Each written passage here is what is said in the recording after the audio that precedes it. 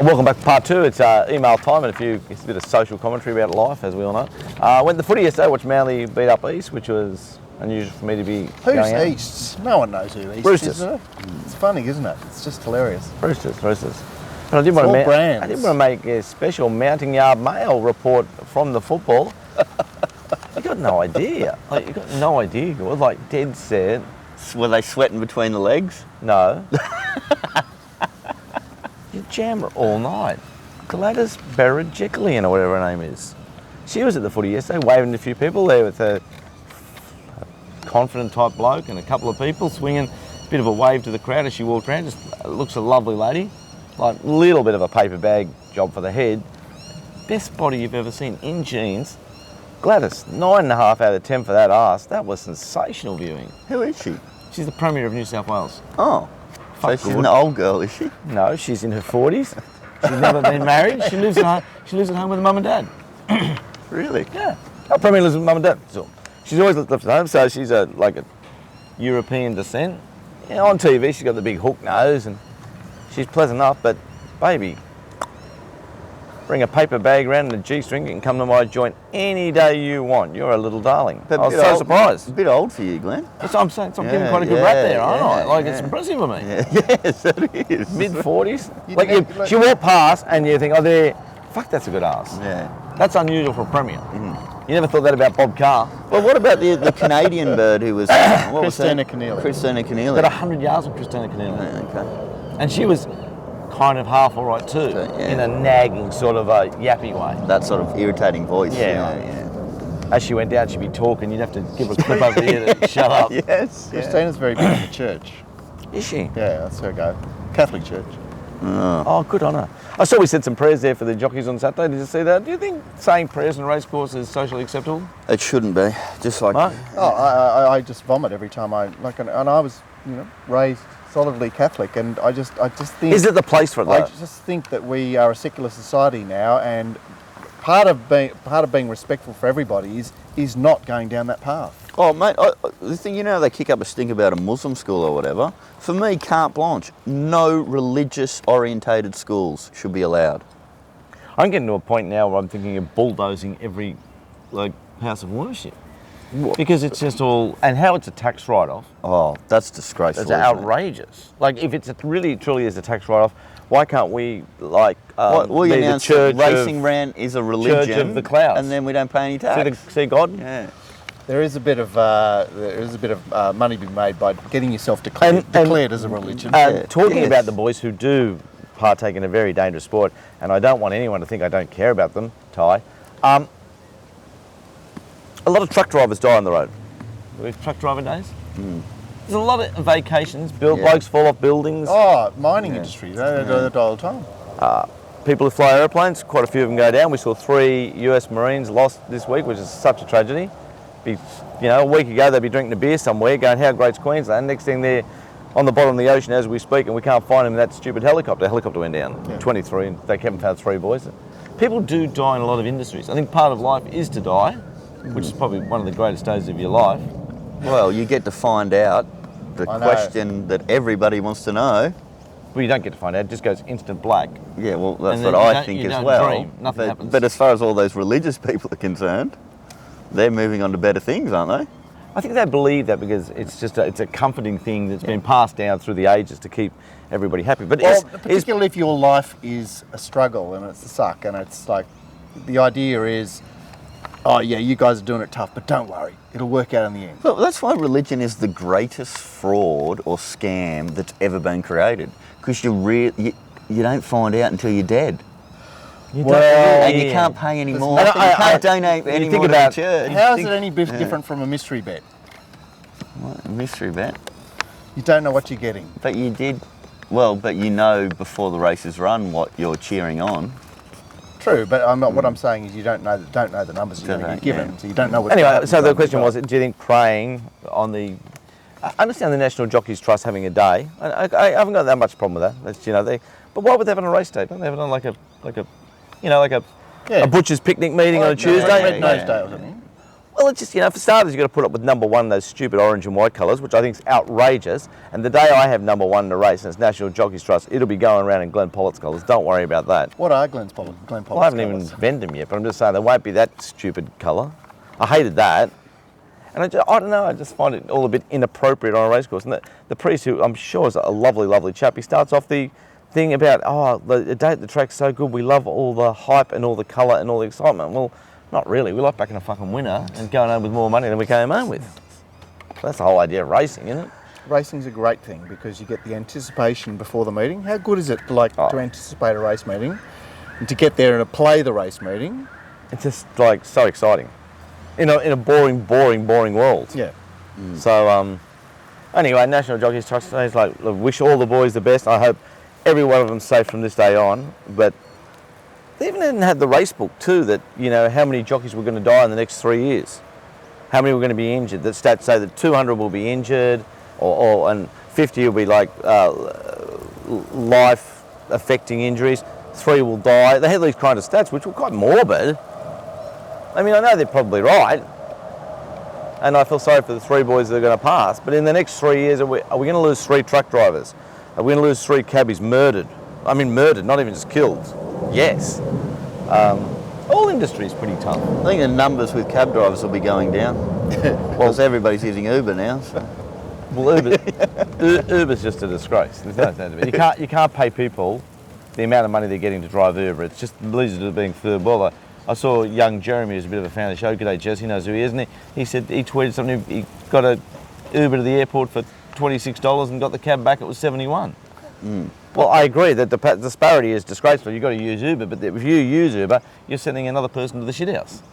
Yeah, okay. I don't know. There seems like a lot of people that are happy to drive Ubers. It's fucking slave labour, Gord. But you think everybody's on 200,000 a year? They're all on 400,000. But besides that, people are happy to work at 7-Eleven and get paid every second hour missing because the owners want to rob them. We had that problem with whatever it was, Look, I don't know. Like, if Uber was your only source of income, then it'd be a negative. But if you want to earn an extra couple of $100 outside your job, then it's quite handy, isn't it? Being away from your family for 15 hours a week doesn't have a social effect. It's a choice you make. Do you want the extra couple of 10 years $100? later on, you come home and you're now doing 30 hours a week Uber and the neighbour's fucking your missus and the kids hate you? It doesn't work out in the long run. Well, that's a decision they can make. They can choose not to go out in their car. I'll always get a cab. Fucking paying. I can't stand paying Uber people more money. Well, tip them then. But still use Uber because taxis have been given a shit service ever since they existed. It's about time something new came along that provides a more efficient service. It's a bit like, service. remember when Optus came along? And everyone went, yeah, finally we're going to stick it up Telstra. And then they just all become the same eventually. Anyway, I'm going to the picnic for National Cabs Day, and I'm going to listen to the priest talk about we're praying for all the unwashed cabbies that fucking need deodorant. Fuck taxi drivers. Right. Heard it here first from Gab. Fuck taxi drivers. Email time, guys. Right, yeah, unfortunately. How do we get away from things? It's because I talk so much shit. I started with Gladys Berejiklian's ass and we got on to fucking taxi drivers. Unfortunately, Ratings to Win has decided to pull the pin on Punters Collective, which was a great service, but Paul wrote, it's with deep regret that I inform you that both Punters Collective and Ratings to Win have decided to immediately cease offering the Punters Collective service, basically because it consumes a large amount of resources and commercial reality dictates that we be remunerated adequately, which I guess Paul couldn't see happening. In addition, comments were made that questioned the integrity, and he was rather unhappy about that. So there's no more Punters Collective available for Brisbane, which is a bit unfortunate. Barossa Boy, he was straight up there on YouTube. He said, you guys might want to triple check who your brand is associated with in the future. Thanks, Barossa Boy, but I have to say that we are in a strategic alliance with Ratings to Win, that Ratings to Win provides a service that I use and endorse heartily. So every pro user. Ratings to Win is absolutely sensational. So we're not just saying that, we all just love it. They're just tidying up on so do the major players in Sydney racing. Yeah. Yeah, look, I don't know of anyone. Stewie, Snowy, Matt Taylor, they're all like keen users of Ratings to Win because it's database and software that is the best around. And a little later we'll have some queries from that were generated by Ratings to Win. Just on the last race at Rose Hill Saturday before last, where Nick Haywood replaced Kay McAvoy on long time ago, and there was not a soul on earth that was happy with my theory, so I'll happily junk that one. Thank you, Mr. Danny, and thank you, So You Think, for your comments in relation to that. But what about this, Glenn? Nick Haywood was put on that horse. He wasn't allowed to claim. I said that on the show. Yeah, I know. Yeah. Well, I asked. Confirming that he's not allowed to claim, right? So this horse carried 1.5 kilos overweight. Because of Nick Because of Haywood. no claim. And yet H. Bowman wasn't allowed to ride that horse because he would have to ride that horse 1 kilo over. Yeah. It's a very interesting theory, Mark. So, What an interesting theory that is. So I think you're 100% right there. yeah, that's crazy stuff. But it's old So- school, isn't it? It's like, you know, those people that think weights are so important, and we're like, Well, if no, you you're thought better off like- having the better jockey than the weight. But they're still old school, But aren't surely they? the old school Where have they're worried to about weight. agree that the extra 1.5 Yeah. is worse than the extra one. Yeah, mathematically, last time I looked, 1.5 was lower to the one. Last time I checked as well. But it's not actually the case, is it? He's riding it at its registered weight in the form guide. Mark's right, it's 1.5 kilos over. Yeah, I know, but he should be taking 2 off, but it was a senior jockey on, so it is having the same weight that it was going to have if K-Mac had have ridden it. I know exactly what you're saying, Yeah. but the way Mark has put it makes more sense. I think it's disgraceful, but Yeah, you're That's the point. you're just making the Well, case see, for the dinosaurs. the problem with stewards are they're not as modern thinkers as you, Mark. Like you should be like head steward, CEO, and run punter show 6 years ago. You should be able to do all three because your thoughts here are progressive, strong, and they make good sense. I've never thought of it that way. You're completely right. Yes, Nick Haywood rode the lot of 56, but the horse was 1.5 kilos over because he does claim 1.5 kilos. That makes great sense. So the horse would be better off with Huey Bowman with 57. I never thought of it like that. Brilliant. Now, an email that I left off last week is a long email, but Dave, it's pertinent in 2 weeks' time because we've mentioned the fact that a certain horse is returning and everyone wants to suck everyone attached to that particular horse. Hi fellas, just like to have my say on what is wrong with racing and why we've lost the lead to other less engaging sports. My memory goes back a little further than anyone on the RANT. I remember when racing was on the back pages of all the papers every day. I remember that. It even had its own section in the evening news apart from other sports.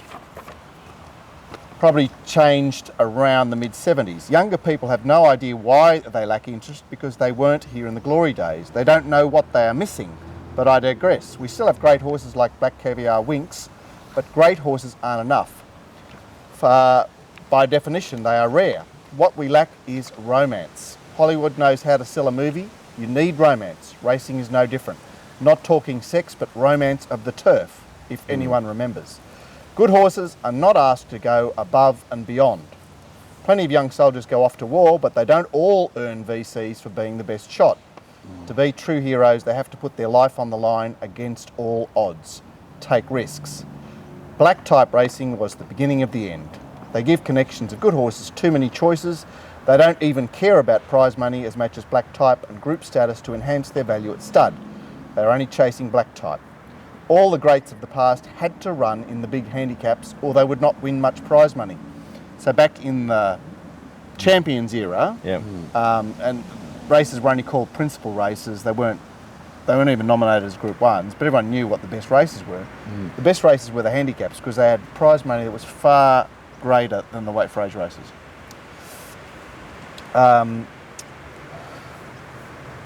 Yet they still ran in the weight for age race and set weights races as well. So look at all the past greats. They ran in and won Cox Plates, but they ran in the big cups as well. Who really cared about Tulloch rising fast or Farlap winning a Cox Plate? But they did. It was insignificant in the records of the truly great horses because they were expected to win the easy ones. If the Cox Plate was worth $500,000, it would draw the same field, but if the Corville Cup was worth $5 million, it would draw a much better field. Then the good ones would back up a week later like they always did. You don't need to offer huge prize money for weight for age races. Good horses would run in them anyway. I agree with that. The other point about romance is that it engenders emotion and passion. What fans of anything need to be totally immersed in is passion, which equals more fans. It equals bigger crowds. In short, it's best for everyone except big breeders. We need to give battlers a competitive chance of winning a big handicap, as the whole point of true handicaps is a level playing field. That's what people want to read about. The Joe Janiaks and Vic Rails winning big races. It's far too rare if they have to fluke a champion like Bo Rogue and or takeover target to do it. What's the chance of Joe Janiak getting another takeover target? I would think very close to zero. People need to feel, why couldn't that be me? No one cares about a sport of kings and Arab sheiks. Give it back to the people and they will come back. In the past, these stories filled the back pages. No one wants to write about Godolphin, Gay or Waller winning Group 1s because no one would read it. No one cares. Lacks any romance. Good horses don't take risks anymore. Now they're really more akin to schoolyard bullies than heroes. Who wants to cheer for the schoolyard bully? Same with the big stables, which I would comment on, but I'll leave that for another day. Suffice to say, battlers can no longer compete at the top level or anywhere for that matter. Really, even these highway races are veiled insult, telling battlers that is your place at the back of the bus. Please don't try and mix outside your class. I appreciate that it may not have been meant as an insult, but how else could you describe it? Less prize money, blah, blah, blah. I could go on the punting side, but you fellas have it covered. In short, Big Breeders killed racing and it ain't ever coming back to its glory days. They run it and they don't want... they don't want it meaning killing their goose that's laying their golden eggs. What triggered this bout of ranting was Winx is back for her series of barrier trials. And they say Winx doesn't win barrier trials. I beg to differ. She only runs in barrier trials. That's so brilliantly written, that. How much coverage would she get if they announced she was running in the Epsom before a crack at the Caulfield Melbourne Cup double, as well as the Cox Plate? Can she do it? After all, she's a racehorse, not a show pony. Who cares if she fails? Would we think less of her for having a go? We would think more. Certainly not me. Seems incredible, but that is the way it was when racing was at the top of the heap. Now even Winx is boring. Sorry I couldn't get any shorter. I did leave plenty out, believe me. Great show and terrific outlet for stress levels of passionate horse and racing lovers. It's a brilliant email, and I wholeheartedly agree with every point you made there. And, that's fantastic, and the way you described it as well was perfect. There's a lot of parallels in like society going this way, isn't it? Yeah, we've homogenised society. It's green light racing. That's what it is. You know, and the separation between those that have the power and those below is just happening everywhere. I remember when the in Sheik society. turned up at Melbourne one day with about 40 blokes with him, like not a woman inside, and they were just like, you know, everyone was following with cameras. They were all dressed in white robes. I just wanted to throw rocks at them, like I was down at the wall at wherever. Well, they don't mind a stoning in their religion, do they? They were just so... You might have to wear a fake beard. It was so revolting to look at. Like they were multi-billionaires all walking around, you know, like probably looking at all these girls with their titties hanging out and their push-up bras thinking, oh, look at these trollops, and just yuck.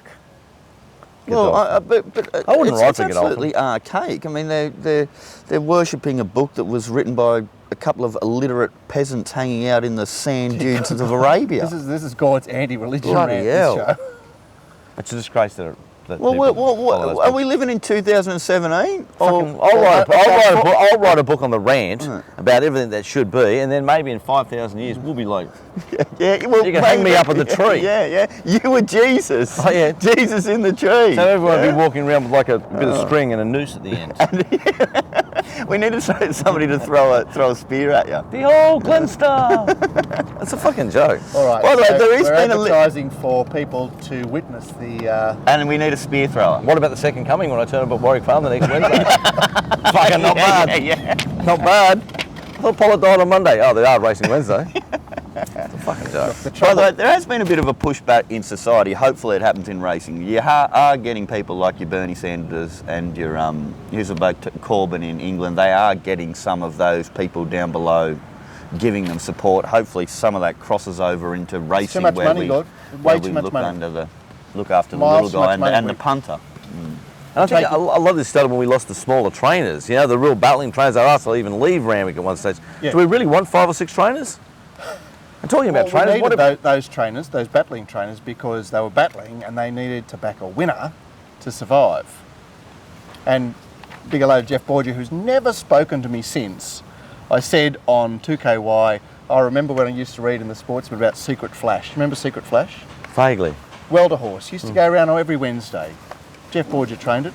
And the Sportsman used to say, on their, they had the picture of the horse on the front and said, trainer Jeff Borger, who's been eating paint off the wall, but his money spent a secret flash is Keeping the joint going. keeping the joint going. And Jeff has never ever said a word to me ever since. Why is he dealing with you? Because I mentioned that story.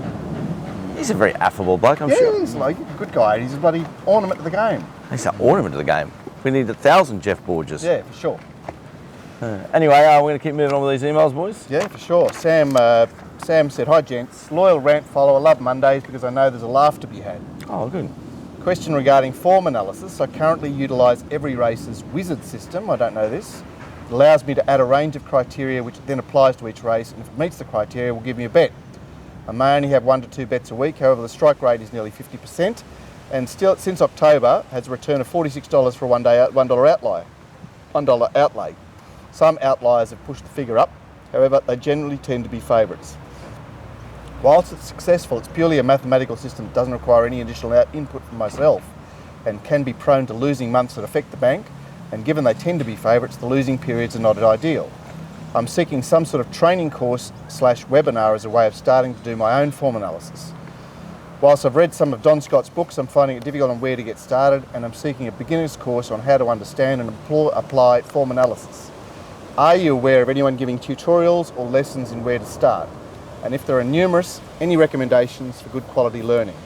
The idea is to tweak my system of trying to know when to push harder for particular horses that have favourable draws, positive jockey changes, track bias, speed maps, etc. to increase profitability. As I've previously written in, and Gordo had suggested that I need to know when to go all out on a horse and back in my confidence given the way my system works. Whilst I'm aware it's racing and nothing's a complete certainty, I feel the more I can learn, the better and happier I'll be with the outcome of a day's betting, knowing I handled it the right way. So, Sam, I would actually recommend you just go to the Betfair Hub, which has heaps of articles written by Daniel O'Sullivan, which are, they're fairly rudimentary. They address the basics, and I would start there. You got anything to say, Gord? He's very close to exactly the way I do it and find massively profitable. You have your system that spits out a couple of horses that you might be interested in, and then you interrogate every horse in that particular race. It means you can bet in only the races in which you think you have a very large edge, and you don't actually have to do the form on shitloads of races which one person can't do. So your system spits out. You can also do it across the country. Yeah, but you've got to change your variables. So you'll spot certain positive variables in different locations, and then it'll spit out horses you should be interested in. You obviously don't I don't bet straight away on that race. That means that's a race I have to interrogate more closely, and then if I'm still happy with what was spat out, then I bet, and if I'm not happy, then it's a no bet. But you'll find that if you do it at like quite a few meetings, you can definitely have more than 2 bets a week. And look, I know a bigger load of Wayne, who I know uses ratings to win very effectively in that way. He targets races where the ratings to win selection panel highlights particular horses. Yep. So ratings to win can be very handy in basically giving you a basket of races to look at across the country. Yep. That's Glenn, a fantastic way to do it. Look, there are. I do bet bigger in some races, but some races I don't always bet in, sometimes. Probably. To be fair, I would say one race every second meeting I wouldn't bet in. But one race. See, you guys are so good at getting top odds. You're playing a lot more often because you're playing. I have the ability to take top of the market. I don't bet. But I don't do that. I'm just interested in generally one horse in a race. You're interested in backing a winner. Yeah. I know the way you think of it, and I've always thought that was a stupid way, but I'm starting to think that maybe that's the right way. Yeah, same. A couple for Paul Daly, if possible. Paul very kindly answered these queries today. Wagering Fiend wanted to know about long shots in small fields. You know how it's trotted out at the races all the time, isn't it, Glenn? Yep. Field of 4 or 5, the race caller is always banging on about the roughie winning that race. Well, I can tell you that in 1,500 odd races, the roughie, the 4th ranked horse is the only one that's coming close. The 5th and 6th rank you're doing your balls. In fact, you're doing your money on the 2nd and 3rd. So It's favourites and number 4 ranked in fields of 6 or less. So that means number 4th in the market. I don't know whether that's an anomaly. It means that there's no value in any of it. All these stats. Yeah, and then we went on to look at, the second question was about any stats to support the influence of breeding on a horse's soft/heavy track form. Now, Glenn, I know this is something that you've always had a store of wet track size, haven't you? Well, I used to, like years ago, like 20 years ago, when we used to have 3 or 4 sires that could go in the wet and the other 6 couldn't because we had 10 sires. Now we have 5 pages of sires. I've kind of dropped off a bit with even looking at it. I try to look for wet track types. Yeah, okay. So you're less influenced by the breeding now than you once were because you've been. Well, it's all changed. The breeding, the shuttle stallions. Like, look how many stallions he's listed here. What, 2 pages of 40? That's 80. Like 90 of them. Well, there are a few that are in profit, aren't there, Gord? There's Court Command, Equiano, Street Sense is particularly profitable. Red Dazzler, Red Element, Black Friars, Hidden Dragon, Duke of Marmalade, Cap Hero, Turfontaine, Any Given Saturday. The one that jumps off the page to me, there's the Duke of Marmalades. I always think they're good wet track types. Okay. And they've got quite a good figure there, as you can see. Yeah. Like nearly the best. Excites is profitable. Excites doesn't surprise me. But there's a lot in loss there.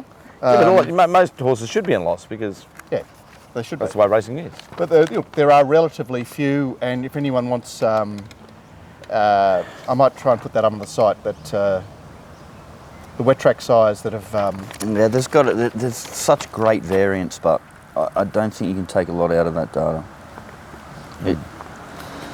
I've only had a quick squizzy peek at it, but you'd have to interrogate all that far more closely to find an edge. Okay, all right. Well, look, we might keep up on that. Now, Glenn's written in here. Glenn, hi guys. Would love to know your thoughts on Richard Callender doing interviews with Chris Waller and Peter What do you mean, Lance. Glenn? Glenn who? Not Glenn Schofield. I think it's a disgrace. Spoke to my wife a few nights ago and explained the background of what happened and could not believe that there was not legal action taken against Richie. He acted in a fraudulent manner, and in society he'd be facing jail time or a huge fine. She could not understand how Richie could now even get into the room with the highest ranking officer in racing New South Wales, and was even more shocked that he interviewed Chris Waller. Don't get me started on Liam Pryor getting a job back with the employer he acted unethically for. Explained that to my wife as well, and first thing she replied was Yes. that's sus. Yeah. So anyway, thanks for that email, Glenn. I realise this is fake Glenn, but... I will take any Glenn. So this is not bad Glenn, it's not good Glenn, it's not Glenn. It's not Glenn. Right. Thank you, not Glenn. Jeff Godson writes in, Glenn Pollock punting yarns are the best. I don't know how he knows this story. Glenn, please tell the yarn about the card game. Do you know this story? Car. I've never heard it. I can't wait. You don't. How many people know this story? Well, my first wife was a girl I married from school, and we were married 25 years, and like raised 3 great Australian kids, and a brilliant, supportive partner at the time, and just life gets in the way, blah, blah, blah. He's still a great person. And I remember we were on that, you imagine me in my like 20s, like I'm playing and like betting, and we're we finally built a home out of the punt and blah, blah, blah, but then we couldn't pay off for the rest of it, and we had no money, and the landscaping hadn't been finished at half a horseshoe pool, but anyway. What a horseshoe pool, did you know? No, oh my God. I built a horseshoe pool with a big drinking area in the middle of it. Oh, wow. Well, the bloke, because I started back, and when the bloke came in, he put in a figure 8 pool, and I said, oh mate, that looks so boring. He said, oh, nothing to do. I said, can you make another 8 this way? And then he said, yeah. It was like another 40,000, which is like a bed. And then I said, we'll make it like a horseshoe. So in Cherrybrook, there's a big horseshoe pool that I used to own. The first house I built. Anyway, so we lived in this home, and I'm betting. Now we're going no good for a couple of years. You know, like, she was co-signatory in about 20 cars. I told you about I had the bloke with the car loans and blah, blah, blah. Things I did to this woman, honestly. And then we're going no good. So I get into cards like early, but I couldn't really play, but there were some real big games that I used to go to, like real big games. And anyway, I'll never forget. So I had a good couple of months, and got all the 20 cars that I'd borrowed money against all paid off, and the house back, and all the landscapers are coming back, and things are like good again.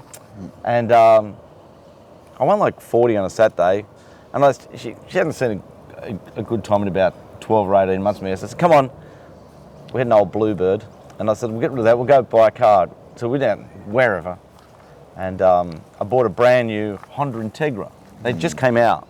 Yeah, they were very flashy. They were really sporty and flashy. Red. Yeah. Oh, $36,000. Just give the bloke 36 out of the boot of the Bluebird. Yeah.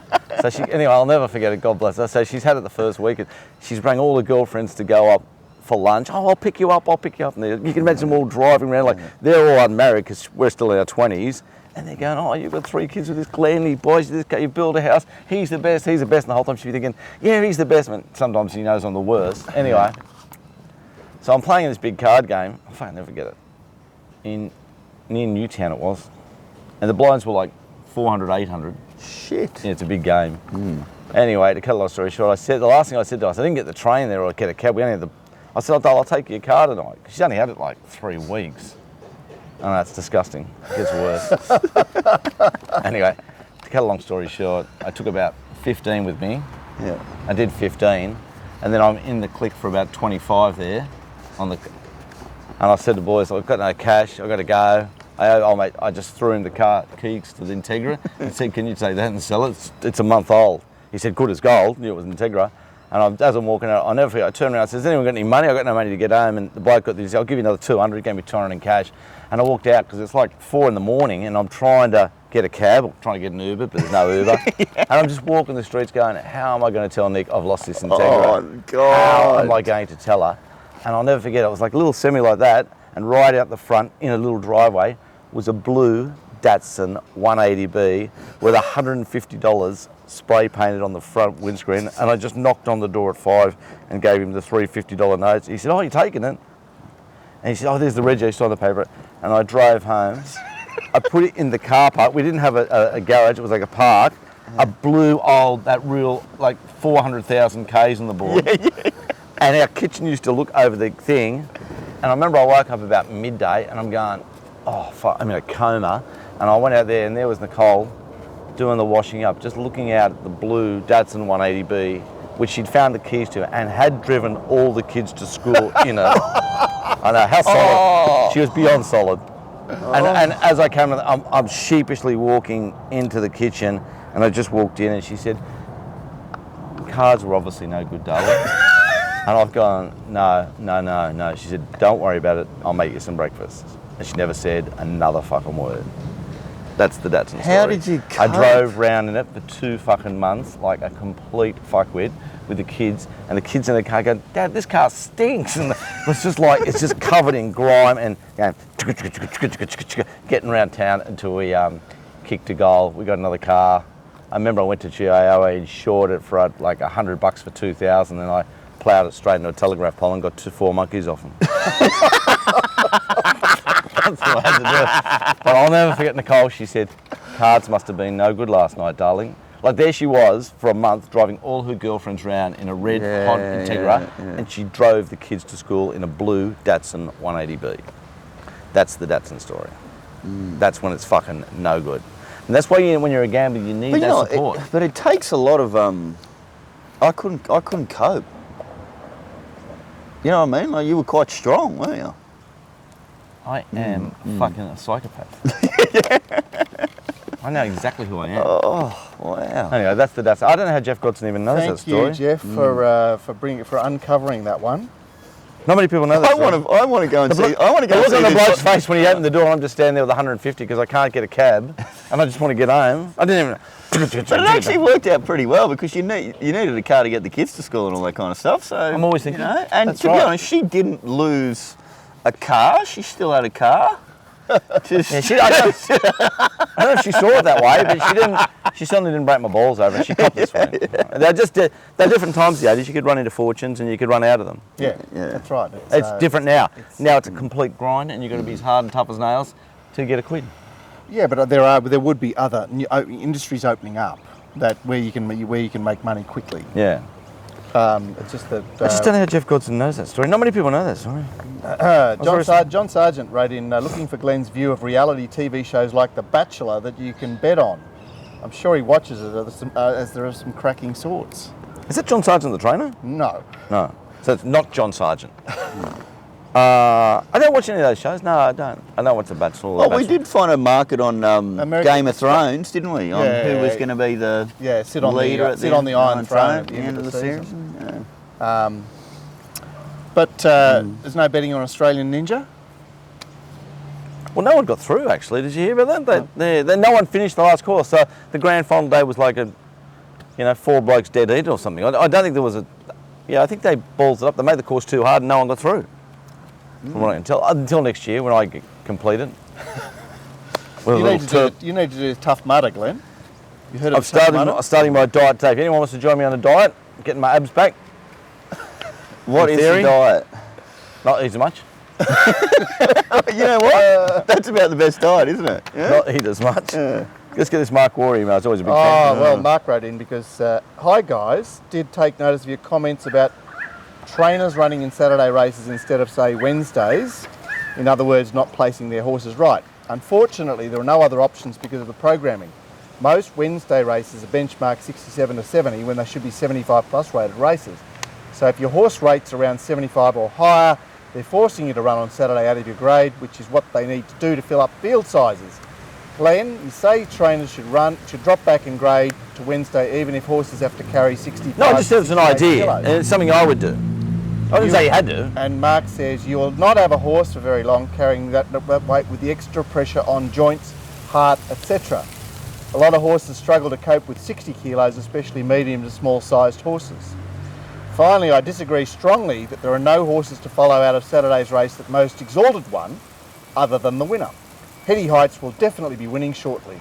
A close look at her form shows that she's not drawn a barrier inside 8 in her last 6 runs. Mm-hmm. She's a good sit sprinter that obviously needs the right run and pace on, and if she can draw a gate and get a nice smother, she will win. Last Saturday, Tim Clark just went a fraction early, through no fault of his own, just riding to the pattern of the day. Well, I really appreciate Mark's comments on his horses, and obviously he's going to be very defensive and think his horses, but I can assure Mark, from my perspective as a punter looking on, Hetty Heights will never win another race. So it's GP versus MW. Watch this space. She's completely finished. She gave herself up as a non-line chaser and will not win again, barring next preparation, maybe first run in a race, if they find the race fresh. She's a freshie. I don't like horses that tower the line like that, but that's just an opinion by me, and I appreciate and respect your opinion, Mark. And he's very defensive of his horses, and that's a good way to be. You should always be defensive of your family. Well, he's constructing a rationale as to why she can win. Very good. And I'm constructing a rationale to tell you that she has tagged herself for life with a chink, according to me, which means nothing. So if she had held on for another half a head, she would have won the race. Well, it'll be interesting to see if she ever wins another race. I do, like normally, I'm not a massive fan of the inside barriers, but she is definitely a horse that needs an inside barrier, just needs complete smother and get Moses in the Red Sea Lake. The great thing about racing too is that if she wins another race, I'll look like a complete fucking idiot, which is, again, big deal. And if she doesn't win another race, Mark will come back in a year from now and we'll say, oh, what about Hetty Heights never won another race? He'll come back, oh yeah, but after that, you wouldn't believe it, she had its torn tendon ligament, and there'll be a reason in defence of her. Yeah, and that's the thing about racing which makes it so great. What's so fantastic about it, you have to have an opinion, and you know you're going to be wrong a lot of the time. Of course you are. You just want to be right enough to make some money. Yeah, to win some money. Yeah. But he's makes good points about her there, and I suppose he watches all of Kim's horses with an eagle eye, and he's got a good eye, Mark. But that's just my opinion. I'll be surprised if she definitely won't win this time in, and I'll be surprised if she wins another race.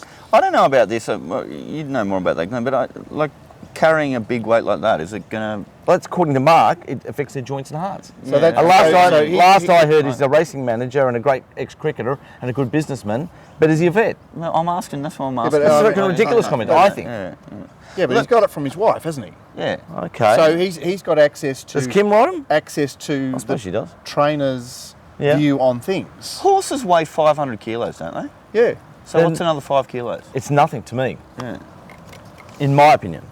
Yeah, look, that's the way I see it. But obviously, the reason, like, we're asking trainers to actually put these horses in these races, and they won't because that's their view. That is their view.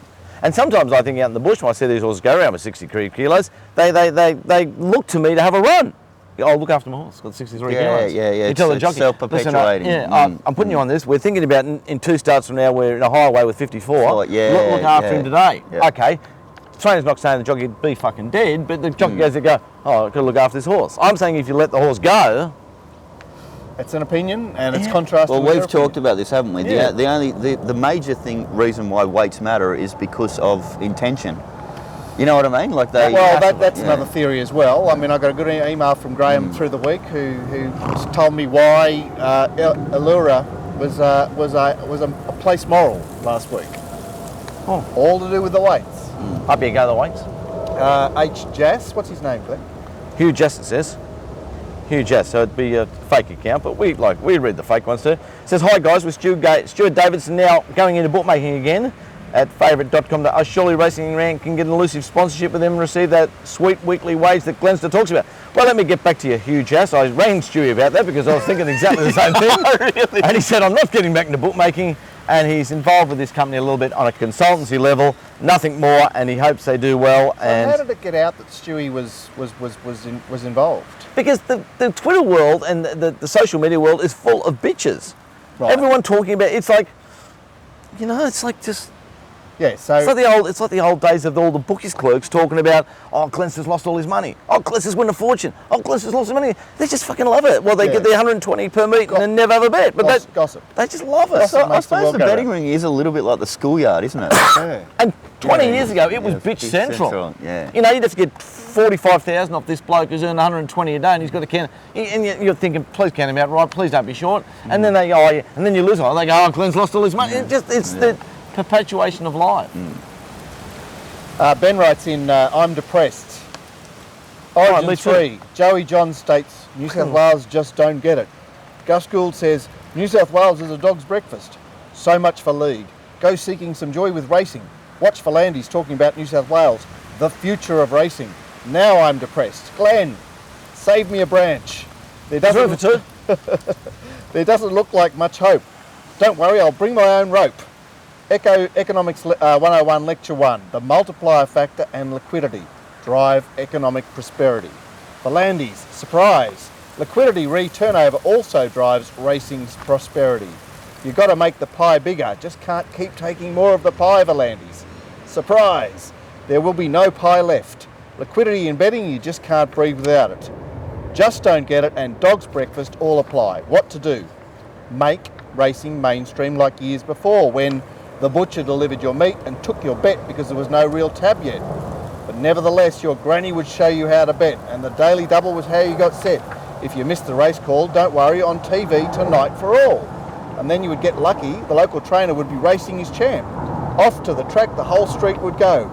3 cars full to enjoy the colour and excitement of watching the local hero have a red-hot show. No stigma, no dirty, filthy gambler, just hurry up kids, tell us your bets are about to go. My big brother was in the know. He had a big bag of cash and he said, he'll show these bookies who's boss. Dad said you will need a big bookie who can handle such a loss. Maybe Big Jack W will be the one. Big bro plunges forward. Jack W just snarls and smiles. Is that enough for you, son? Your corporate ever sent that message to your computer dials?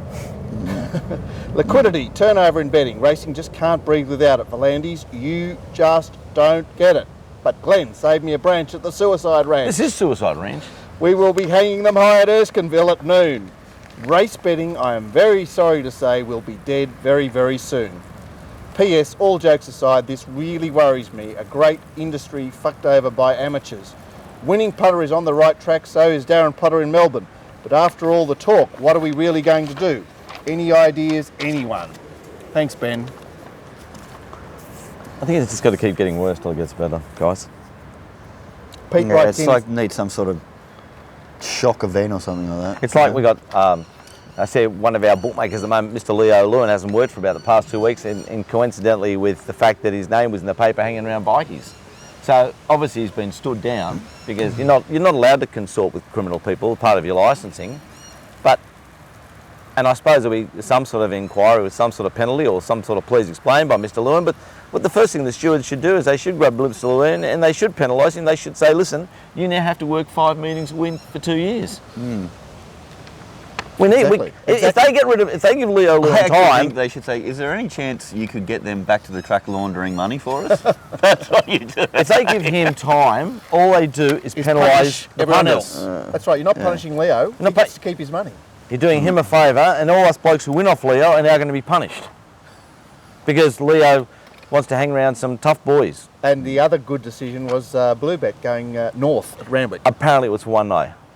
Oh, that's good to hear because Yeah, you need yeah. Bluebet in the ring. Apparently, it's to do with a function for a family member who's passed on. So they had like a wake type of bookmaking party thing. So it's very sad for Mr. Sullivan. Okay.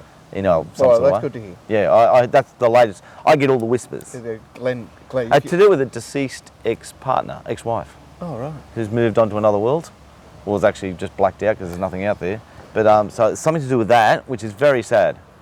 So I was like, we're all blowing up about no Bluebet because we like, on course, you want to back a favourite, go to Bluebet. They give you really good odds and they're not interested in laying the rest, which is cool because you have your other bets elsewhere. Bluebet looks after you with a favourite. So They're great, aren't they? Can't afford to lose him from the ring. Definitely not. You can't afford to lose anybody. We're down to the last like 7 or 8. That's as low as we can go. And some of them aren't really trying too hard Well, out there fucking- either. So. You get there Saturday. We had no Leo Lewin, no Bluebeck. Shane Philpeck's on holidays as usual, and the clerks are running the stand at 4 rolls under each horse. You got Robbie only wanting to lay the odd thing. Who the hell are you going to bet with soon? Oh, Shan Murphy standing up for his father Bill, not as aggressive as Bill.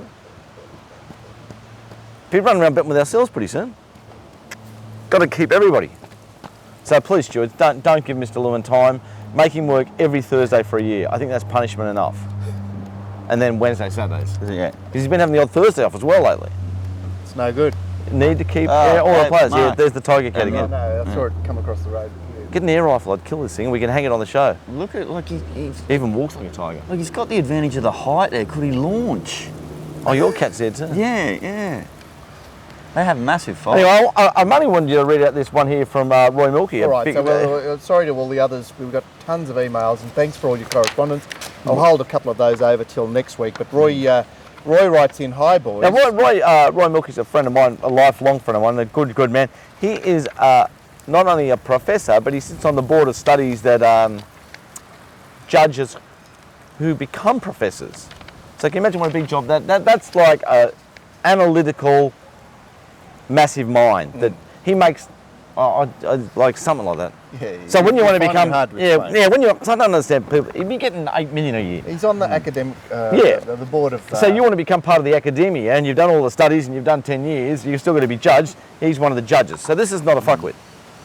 Hi boys, I sent the following to the Minister for Racing in New South Wales. I'll let you know whether I get a response.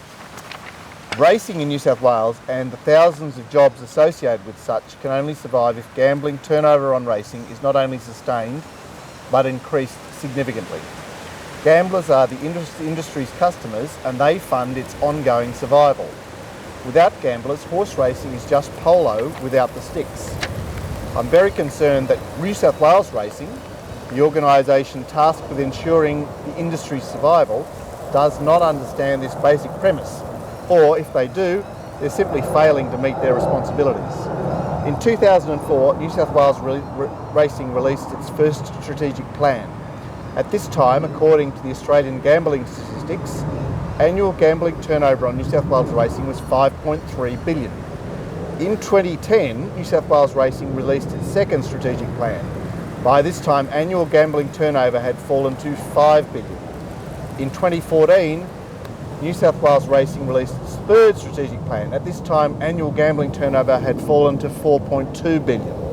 Over this 10-year period, New South Wales Racing has overseen a 20% decline in annual gambling turnover on racing. Over the same time period, sports betting turnover in New South Wales increased by over 250%. New South Wales Racing's response to this fall is to increase the tax paid by gambling agencies to fund higher prize money for owners and breeders. As expected, this increase in tax is simply passed on to gamblers. I am concerned that this increase in tax has been catastrophic. Unfortunately, I only have limited access to current gambling statistics. Betfair do publish their turnover for each race on their website, and as such, I refer to their figures. In July 2016, the average win pool turnover on Betfair on a Metropolitan Saturday race was 150,000. In July 2017, after the imposition of the new tax, the average turnover was slightly less than 120,000. In July 2016, the average win pool turnover on Betfair on a provincial race was 75,000. July 2017, after the imposition of the new tax, the average turnover was 45,000. If this decrease has been experienced by all betting agencies, then I hold grave concerns for the future of the industry. New South Wales Racing's first response has been to argue that New South Wales Racing needs to compete with the racing industries in other states. Although this is true to some extent, it is quite clear that the racing industries in Australia need to work together to face their main challenge, which is sports betting. Further, any high school economics student knows that increasing tax will dampen economic activity in the same manner as an interest rate increase. If the decrease in turnover experienced at Betfair has been experienced by all agencies, the tax increase is likely to produce less revenue for New South Wales Racing, not more. Racing New South Wales' second response has been to attack betting agencies like Betfair, claiming that Racing New South Wales has always had a proud record of looking after the punters and believes that this increase has no effect on the majority of punters. This would appear not to be the case. The main effect has been to stop people from gambling on racing in New South Wales to the detriment of the industry in New South Wales. As the Minister for Racing, you need to be aware of the risk the industry faces, not only from the ongoing tax increases, but also from what appears to be the ongoing failure of New South Wales Racing's strategic plans. Are you able to guarantee that this tax increase is not doing irreparable damage to the industry? Further, can you confirm that your office has suitable oversight of New South Wales Racing's strategic plans, as they appear to be failing? For your information, I have no allegiance whatsoever with Betfair. I just want to bet with them. I have no interest in betting with archaic institutions such as bookmakers and totalisators. Any modern market, whether it be shares, pork bellies, oil, futures or pollution, functions as an exchange. Only a strong betting exchange will ensure that racing survives, not higher prize money for owners. It's a really good email. I disagree with you a little bit about archaic betting. It's just like, I want to bet with everybody. Yeah. But what Roy's saying there is he just wants to bet with an open and liquid Betfair, and how can they get more liquid? They've just got to get it into their fucking heads that an open and liquid Betfair is going to increase turnover more on the other I don't think they're ever going to get that into their head Oh, now. Jesus! He'll save you. Fucking idiots. So, Glenn, the race at Cessnock last Tuesday, so 6 days ago, Right. that Chris Lee's at number one, ridden by Andrew Gibbons, was favourite, lost the race. Beaten by the Coffs Harbour horse, the Taree horse, ridden by Chloe Baker on the inside. Yeah. I went to watch the race, I had my Betfair screen up, matching time, they jumped $959, matched. Race 6 at Cessnock last Tuesday. Well, that's the end. Yeah. That's just That was the amazing thing, wasn't it? Close the doors. The average on out wide, 75 into 45. Wow. And the most amazing thing about that, guys, is in that 6-year period, we was talking about that massive decrease.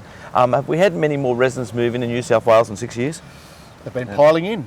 The population is like. I'm saying the amount of money invested or turned over in gambling is increasing. So you'd think staying level would be bad. But we're not just staying level, we're going down. All right, well, I hope Roy Milkey there, now this is his Sumo name, that's not his real name, of course, he gets a response, and I'm sure he'll be in contact with us. He's a big part of, not our fan base, but people we respect. Exactly. So, look, apologies to all those guys, including Teen Queen, who wrote in especially for today's rant, but... We've just run out of time, guys. Yeah, it's so well, popular. We could turn it into a 2-hour show. Fucking we can't, actually, because I got to go. We can't also, because that'll, people don't want to watch it 2 hours. Excuse me. And they don't want to miss anything. No. So, look. Thanks for watching us. Guys will be here on Tuesday with the preview with all the wins for Wednesday, which will be great. I'll be back Canterbury. with the two of them. Unless you want to get Roy Key for next Friday. Oh, no, did he do last Friday? Did he do last Friday? Yeah. I'm on this Friday. Roy Key will be on the next Friday. I'm going to ring Roy. Go. Well, he's very popular. Is he? See how many views we I had? don't know if you've noticed, you are very popular as well. No, I'm not really. No, And, Roy was great, and that was very good of him to Thank come you, on the Roy. show too.